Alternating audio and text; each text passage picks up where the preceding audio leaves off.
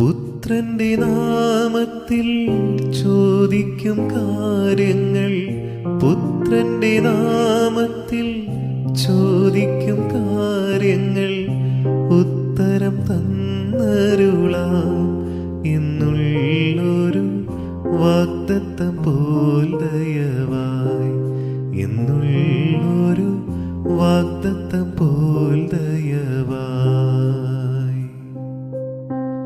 താതനും മാതാവും നീ എനിക്കല്ലാതെ, താതനും മാതാവും നീ എനിക്കല്ലാതെ ഭൂതലം തന്നിലില്ലേ.